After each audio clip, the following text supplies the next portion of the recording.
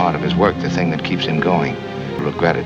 Maybe not today, maybe not tomorrow, but soon and for the rest of your life. Pocas películas en la historia han dejado un impacto tan duradero como Casablanca. Una historia de amor atemporal, un thriller bélico y una película llena de frases inolvidables. Pero, ¿y si le dijéramos que una escena, una que se rodó y luego se eliminó, podría haber cambiado nuestra forma de ver esta obra maestra del cine? ¿Por qué se cortó? ¿Revelaba demasiado? ¿O alteraba por completo el sentido de la película? Comenta a continuación con un 1 si crees que era demasiado polémico, o con un 2 si crees que no encajaba con el ritmo de la película. Averiguémoslo en este video. Estrenada en 1942, Casablanca se convirtió en una de las películas más queridas de todos los tiempos. Pero, como en cualquier producción, no todo llegó al montaje final. Hay rumores de escenas perdidas, algunas simplemente diálogos ampliados, otras que podrían habernos dado una perspectiva totalmente nueva de la relación entre Rec e Ilsa. Casablanca, el impacto de una película y las escenas perdidas. La narración de Casablanca comienza en 1938 con un maestro de escuela estadounidense llamado Murray Bernard, para ayudar a su familia judía a obtener dinero de la Austria controlada por los nazis. Él y su esposa viajan a Viena. Más tarde viajaron a una pequeña ciudad francesa y descubrieron un club nocturno que tuvo un profundo efecto en Burnett. Un pianista negro tocaba jazz para una multitud de inmigrantes, nazis y franceses. La escena le obsesionó. A su regreso a Estados Unidos, Burnett se asoció con una escritora llamada Joan Allison. En el verano de 1940 escribieron una obra titulada Everybody Comes to Rex. Toda la narración se desarrollaba en un café. Rick Bland no era el enigmático personaje de la película, sino que había abandonado a su familia para convertirse en abogado. Ilsa también era significativamente diferente. En la obra, se llamaba Lois Meredith. A diferencia de la Ilsa de la película, era franca y descaradamente coqueta. Nadie en Broadway quería crear la obra, a pesar de su poderoso mensaje antinazi. Una explicación era que a algunos les preocupaba que pareciera que Lois se había acostado con Rec para conseguir las cruciales cartas de tránsito. La obra acabó en manos de Warner Brothers, sentando las bases de lo que se convertiría en una película clásica, por lo que el rechazo resultó afortunado. Curiosamente, el guión de Everybody Comes to Rex llegó a Warner Brothers al día siguiente del ataque a Pearl Harbor en diciembre de 1941. Tras leerlo, la editora de historias del estudio, Irene Damond, creyó que tenía potencial para hacer una película fantástica. Ella lo describió al productor Hal B. Wallace como una patraña sofisticada, con su intensa concentración en el conflicto. Wallace reconoció la oportunidad de crear una película que resonara entre el público general. La obra fue comprada por Warner Brothers por $20,000. Se trataba de una enorme suma de dinero por un guión, especialmente uno escrito por dos autores no identificados. En su momento, fue la cantidad más alta jamás pagada por una obra de teatro no producida. Aunque muchos en Hollywood cuestionaron si la elección merecía la pena, el momento era ideal. Con la implicación de Estados Unidos en la guerra, Warner Brothers, famosa por producir películas con conciencia social, vio la oportunidad de crear una película que tuviera impacto. La compañía no tenía grandes expectativas para la película, a pesar de haber invertido mucho dinero en el argumento. Era simplemente una producción más en la agitada agenda de Warner Brothers. Retos y errores de comunicación en el rodaje de Casablanca. El actor de Rec, Humphrey Bogart, tampoco creía que fuera digna de mención. No se la tomó en serio, y fue una de las 4 películas que hizo en 1942. Ilsa fue interpretada por Ingrid Bergman, que solo aceptó el trabajo porque no pudo conseguir un papel en otra película que le interesaba. El 25 de mayo de 1942 comenzó el rodaje de Casablanca, pero el guión aún no estaba completo. El primer segmento era el único listo. Los autores se apresuraban. 3 días antes del rodaje, Julius y Philip Epstein habían terminado su guión, y 2 semanas después, Howard Koch seguía trabajando en su versión. Por la noche, se componían las escenas y, por la mañana, se llevaban a toda prisa al plató. En agosto, el guión se había alargado excesivamente debido al caos. 126 páginas. Al B. Wallace, el productor, insistió en que se retirara. En un solo día, un escenario con Rec e Ilsa encontrándose en el café fue reescrito 7 veces. La magia también resultó de este pandemonium. El guión ni siquiera incluía algunas de las mejores frases de la película, como "aquí te estoy mirando, chico". Durante el rodaje, Humphrey Bogart se la inventó. No fue hasta más tarde cuando se añadió la conocida última frase: Louis, creo que este es el comienzo de una maravillosa amistad. Una vez terminado el rodaje, Wallace tuvo una idea y ofreció a Bogart $50,000 para que volviera y la grabara. Riqueza en aquellos días. Todos quedaron perplejos ante las alteraciones del guión. La actriz de Ilsa, Ingrid Bergman, a menudo tenía problemas para interpretar las escenas. Michael Curtis, el director, se encogía de hombros y respondía: no sé, ya veremos, cada vez que ella le preguntaba qué hacer. Ni siquiera la conclusión estaba decidida. Nadie sabía si Ilsa se iría con Rec o con Victor Laszlo cuando se rodó la escena del aeropuerto. Se rodaron 3 finales distintos, uno en el que ella se queda con Rec, otro en el que se va con Laszlo y otro en el que Rec es asesinado. Poco antes del estreno de la película en noviembre de 1942, el equipo emitió sus votos para la conclusión. No fueron solo las grandes celebridades las que se confundieron. S.Z. Sakal, que interpretaba a Carl el camarero, se quedó tan absorto que empezó a temblar incómodo. Más tarde bromeó diciendo que ni siquiera estaba seguro de si quería ser un camarero torpe o un espía. Bergman estaba muy irritada. No estaba segura de si su personaje elegiría a Laszlo o a Rec. Se estresó mucho más cuando los guionistas le ordenaron que actuara entre medias. Llegó un día preparada para rodar una escena romántica con Paul Henreid y Laszlo, pero abruptamente la convirtieron en una pelea con Bogart. En ese momento, tuvo que cambiar por completo sus sentimientos. La incertidumbre también se reflejaba en su ropa. Si Ilsa se quedaba con Rec, tenía preparado un elegante abrigo de piel para el escenario del aeropuerto. Y si se iba con Laszlo, tenía un sencillo traje de viaje. No fue hasta justo antes del rodaje cuando decidió qué ponerse. Más tarde, bromeó diciendo que le preocupaba más el abrigo que la letra. Bogart tampoco estaba convencido. No estaba seguro de querer ser el protagonista romántico. Creía que era demasiado viejo y poco atractivo a los 42. No estoy seguro de esto del amor, le dijo a Hal Wallace, el productor. El hecho de que Bogart fuera más conocido por interpretar a criminales que a amantes aumentó su ansiedad. Bebió mucho para relajarse durante la primera semana de rodaje, lo que llevó a Curtis a interrumpir el trabajo durante 2 días. Otro problema era la altura de Bogart. Como era más bajo que Bergman, 1,7 m, tuvo que sentarse en cojines o llevar zapatos de plataforma en algunas escenas. En una ocasión, todo el equipo estalló en carcajadas cuando tropezó con sus zapatos de plataforma en un momento sombrío. El alboroto se vio exacerbado por el director Michael Curtis. Los malentendidos eran frecuentes debido a su marcado acento húngaro. En el plató, una vez pidió un caniche. Gritó: un perro no, un caniche. Cuando alguien le trajo un perro, para un escenario de lluvia, quería decir charco. Hazle el amor con el sombrero en otra ocasión, aconsejó a Bogart, antes de añadir: ya sabes, como un americano. Todo el mundo se quedó perplejo. En una escena, también gritó: traed a la gente vacía, y pidió extras adicionales. Retos y revisiones del rodaje de Casablanca. Antes de aclarar que buscaba intérpretes de fondo, nadie entendía lo que quería decir. Entonces ocurrió algo que marcó una gran diferencia. La palabra Casablanca estaba en todas las noticias cuando las tropas aliadas invadieron el norte de África en noviembre de 1942.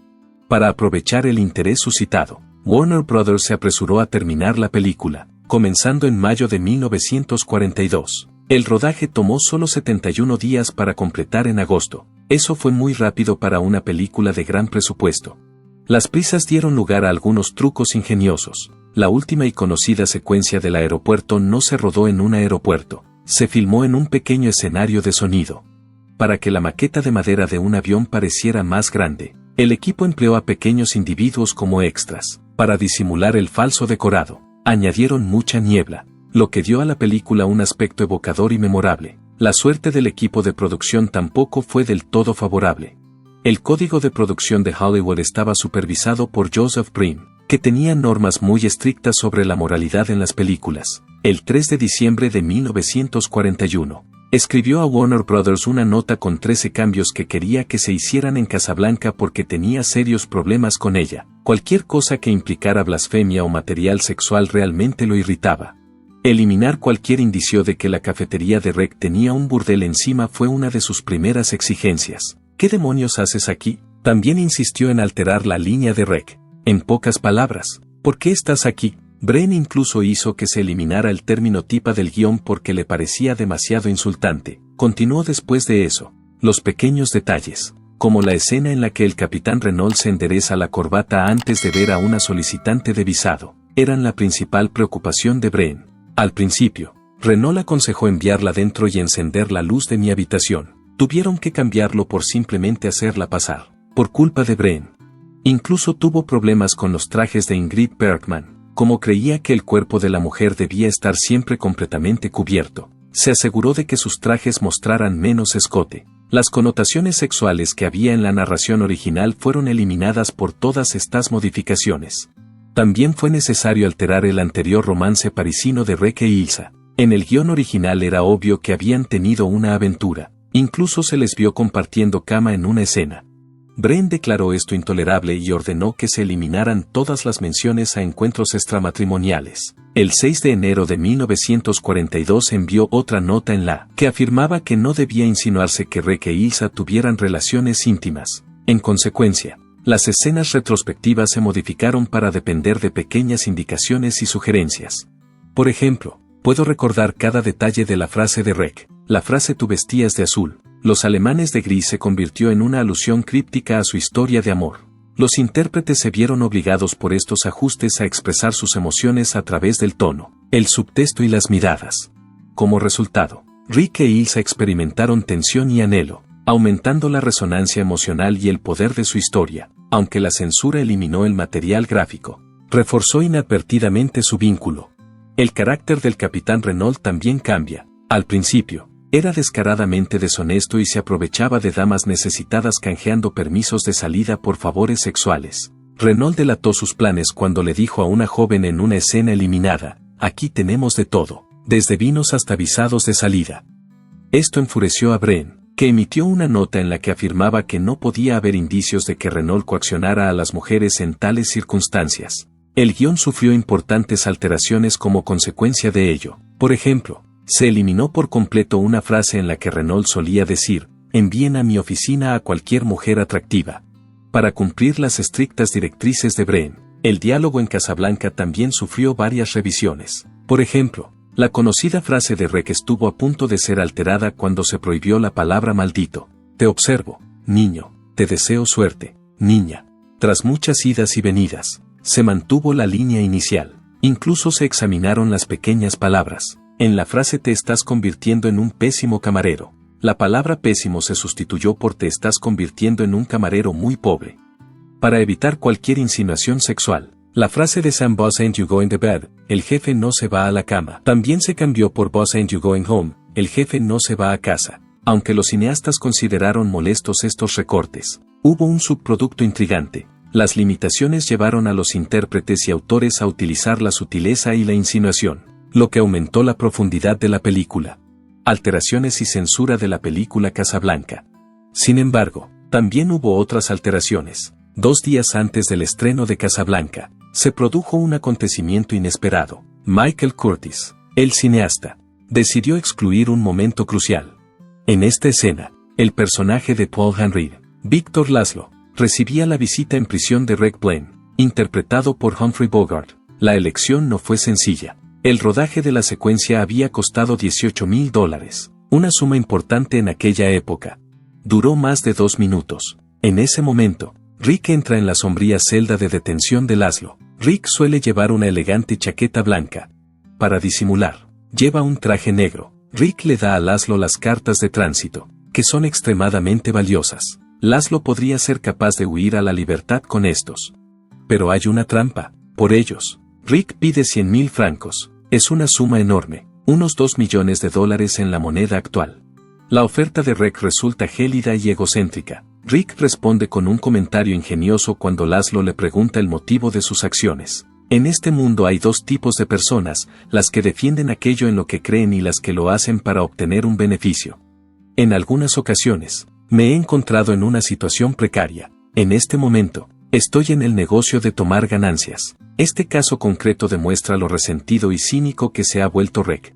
Sin embargo, la secuencia no se incluyó en la versión final de la película. Ello se debió a la combinación de un par de factores diferentes. La empresa quería acortar la película, que ya era bastante larga, para que los cines pudieran proyectarla con más frecuencia durante el día. Sin embargo, no fue el problema más importante. Exhibieron la película a un público de prueba, y a la mayoría de los asistentes no les gustó la escena de la cárcel. Tenían la impresión de que Rec era excesivamente codicioso y cruel. El objetivo de los productores era mantener al espectador a la expectativa sobre las verdaderas emociones e intenciones de Rec hasta el final de la película. Las cosas se aclaran demasiado rápido como resultado de esta escena. El guionista y el productor estaban de acuerdo. Tenían la impresión de que la escena no complementaba el resto de la narración. Según un documento enviado por el productor, Al B. Wallace, esta secuencia inclina la mano, lo que significa que revelaba una cantidad excesiva de información sobre Rec en una fase anterior. Para mantener el misterio en torno a las intenciones de Rec, se cortó la escena, lo que dio lugar a una conclusión más convincente. Además, había otra cuestión. En aquella época, las películas debían cumplir una serie de restricciones conocidas como el Código Haas. Según una de las normas, estaba prohibido retratar a políticos o policías corruptos. Durante este incidente concreto, el hecho de que se permitiera a Rec visitar a Laszlo en la cárcel y hacerle una oferta habría dado la impresión de que la policía estaba implicada en algún tipo de actividad nefasta. Al suprimir la secuencia, los cineastas pudieron evitar la posibilidad de meterse en problemas con la censura, que era otra de las dificultades que querían evitar. Además, hubo otra escena que finalmente se eliminó de la versión final de la película.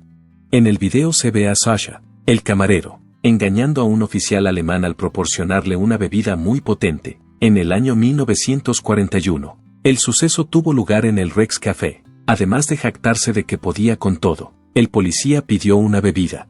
Sasha preparó una peligrosa bebida a la que llamó cóctel kamikaze. Además de pólvora, incluía ron extremadamente potente y absenta. Sasha lanzó una mirada a Rec, que permaneció en silencio pero pareció dar su aprobación. Todo él fue consumido por el policía a la vez. Antes parecía orgulloso, pero de repente su expresión se alteró, puso los ojos en blanco y, con un fuerte estrépito, cayó de bruces sobre la barra con la cara hacia abajo. En el café, todos se quedaron en silencio y se miraron unos a otros. Rick permaneció a distancia y observó. Tras esbozar una breve sonrisa, volvió rápidamente a su habitual actitud tranquila. Mientras mantenía su conducta habitual, Sasha limpiaba la zona que rodeaba al policía inconsciente en el bar. Carl, el camarero, hizo una broma. Creo que el caballero ha encontrado su Waterloo en un vaso. A pesar de que el momento era hilarante, los directores optaron por eliminarlo. Aunque la película ya era algo larga, esta secuencia en particular la hizo mucho más. Además, ralentizó la entrada de Ilsa, considerada uno de los personajes más significativos. La censura fue otro factor motivador. En aquella época no se permitía que las películas mostraran cantidades excesivas de alcohol o se burlaran de los oficiales militares. La adición de pólvora a una bebida también parecía arriesgada. Durante la guerra, al estudio le preocupaba que el escenario pudiera generar problemas en otras naciones, sobre todo en las que habían sido neutrales durante el conflicto. Es interesante señalar que Humphrey Bogart deseaba que la escena se mantuviera. En su opinión, daba más profundidad a Rec, demostrando cómo había apoyado discretamente las actividades de la oposición. Sin embargo, su opinión no era suficiente para conservarla. Casablanca, una historia de éxito mundial. Cuando la primera proyección de Casablanca tuvo lugar en Nueva York el 26 de noviembre de 1942, no fue porque Warner Brothers llegara a la conclusión de que la película era simplemente excepcional. Debido a un importante acontecimiento que estaba teniendo lugar en todo el mundo, tomaron la decisión de preestrenarla. La Operación Antorcha había sido iniciada por los aliados el 8 de noviembre de 1942, apenas unas semanas antes. Durante esta situación se produjo una importante invasión del norte de África francés, incluida la ciudad de Casablanca. Instantáneamente, todo el mundo hablaba de esa ciudad, y el estudio reconoció la oportunidad de sacar provecho del entusiasmo que había en torno a ella. El Hollywood Theater, situado en la calle 51, fue el escenario de la noche del estreno. En aquella época, las entradas costaban $2,2, una cantidad considerable. Sorprendentemente, ninguno de los grandes nombres de la película estuvo allí, como consecuencia de su miedo a volar. Humphrey Bogart permaneció en California, mientras que Ingrid Bergman estaba ocupada con su actuación en una obra de Broadway titulada Las Tres Hermanas.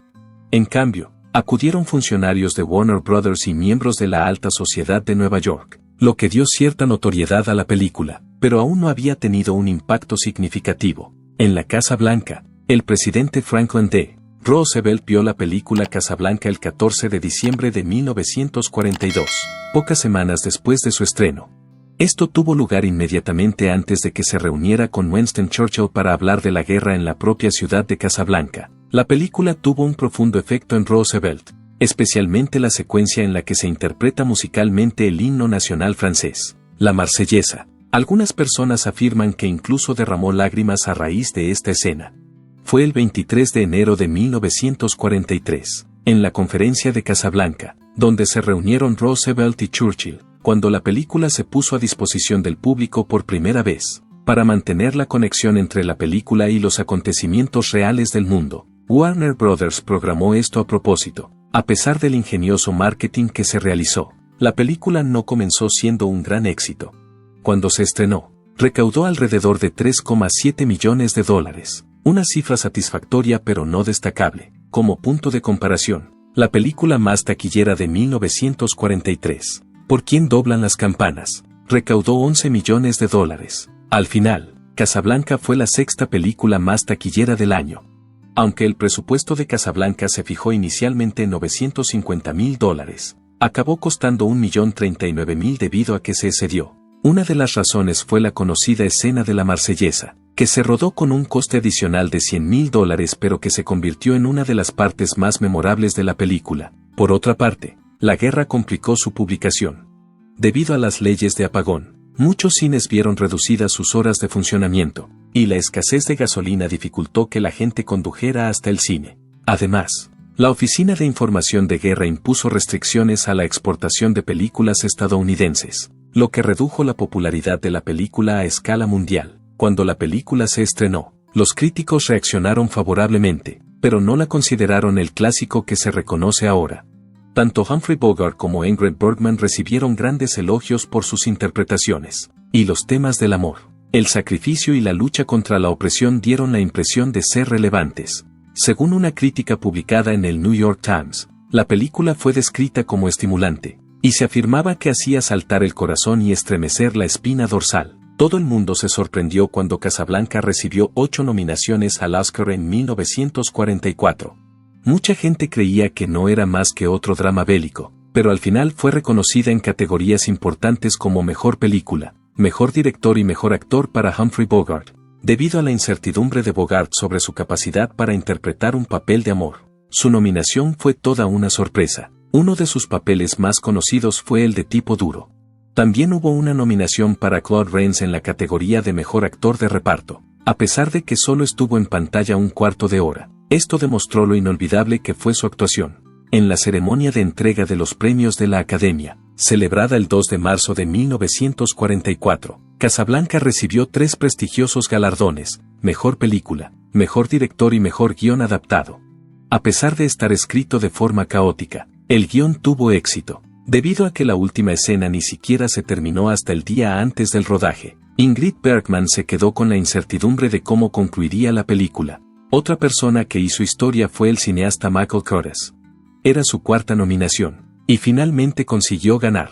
A pesar de que Curtiz era húngaro y tenía un dominio limitado del inglés, fue capaz de producir una de las películas más conocidas de la historia. Gracias a su victoria, quedó claro que su liderazgo y visión fueron esenciales para el éxito de la película.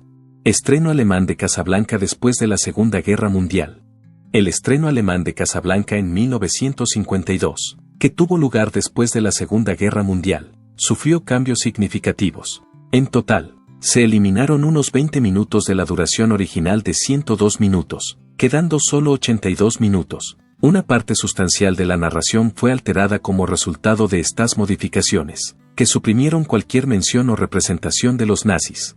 Se decidió eliminar por completo uno de los momentos más memorables de la película original, aquel en el que Víctor Laszlo insta a los clientes del Rex Café a cantar la Marsellesa para ahogar la canción que entonaba el oficial nazi. Esta escena, que dura casi 4 minutos, es una declaración esencial de la postura antinazi de la película. Sin embargo, en su momento se consideró demasiado sensible para los espectadores alemanes. El adversario nazi, el comandante Heinrich Strasser, interpretado por Conrad Veidt, también fue eliminado de la producción. En la primera versión de la película, aparecía durante casi 18 minutos. Sin embargo, se eliminaron sus papeles y se modificó el guión para tener en cuenta su ausencia. Por ejemplo, el papel que Strasser desempeñaba en la historia se modificó para incluir referencias oblicuas al hecho de que las autoridades estaban interesadas en Víctor Laszlo. La última secuencia, que tiene lugar en el aeropuerto y en la que Rex se enfrenta y mata a Strasser, fue totalmente alterada. La versión alemana de la historia omitió el dramático enfrentamiento entre Rex e Ilse, sugiriendo que simplemente se separaron. Esta omisión eliminó un aspecto importante del desarrollo del carácter de Rex. Estas modificaciones no fueron impuestas por la censura alemana, sino por la propia Warner Brothers para evitar polémicas y garantizar que la película fuera aceptable para los espectadores alemanes después de la guerra. Fotograma a fotograma, las esvásticas que llevaban los comandantes alemanes en sus brazaletes fueron cubiertas o suprimidas. Además de sustituir los saludos nazis por gestos militares genéricos, se cambiaron o eliminaron por completo los carteles y pancartas que parecían incluir emblemas nazis. Se decidió reescribir o sustituir todo lenguaje que hiciera referencia a los nazis, Alemania o la guerra por frases más ambiguas, como ellos o las autoridades. Como consecuencia de ello, se produjeron peculiares discrepancias en las que los personajes parecían no estar aterrorizados por nada en particular, lo que hacía que la trama fuera extremadamente confusa. Se decidió reescribir por completo el escenario de la película, así como el contexto histórico, en lugar de presentar los acontecimientos como si tuvieran lugar en 1941, cuando en realidad se desarrollaban durante la Segunda Guerra Mundial. La versión alemana los presentó como si tuvieran lugar en un nebuloso marco temporal actual, y no se mencionaron ni la guerra ni los nazis. Las historias de los personajes también se alteraron como resultado de estas alteraciones. En la primera película, Víctor Laszlo interpretaba el papel de un comandante de la resistencia checa y superviviente de un campo de concentración. En la secuela, Víctor Larsson, un científico atómico noruego, asumió el papel de Laszlo. Esta versión concreta de Laszlo no combatía contra los nazis, sino que intentaba huir de la Interpol tras escapar de la cárcel por motivos relacionados con su estudio científico. Para dar cabida a esta nueva narrativa, se volvieron a grabar secuencias en las que aparecían discusiones sobre rayos delta, que es una notación científica ficticia, en lugar de diálogos sobre operaciones de resistencia. También se modificó la historia de Ilse Lund. Ya no estaba casada con un valiente líder de la resistencia, sino con un científico con una historia problemática. Se modificaron los motivos por los que abandonó a Rex y se eliminó la alusión a la invasión nazi de Francia de todas las explicaciones. Se introdujo un cambio adicional en la historia de Rex Blaine. Su pasado de luchador por causas queda demostrado por el hecho de que sirvió como traficante de armas para Etiopía y participó en la Guerra Civil Española en la versión original de la narración. En la traducción alemana, estos detalles se omitieron, transformándolo así en un simple expatriado estadounidense sin antecedentes políticos discernibles. A pesar de que se conservó su célebre frase, "No me juego el cuello por nadie", su significado se modificó para aludir al espionaje científico y no a la oposición política.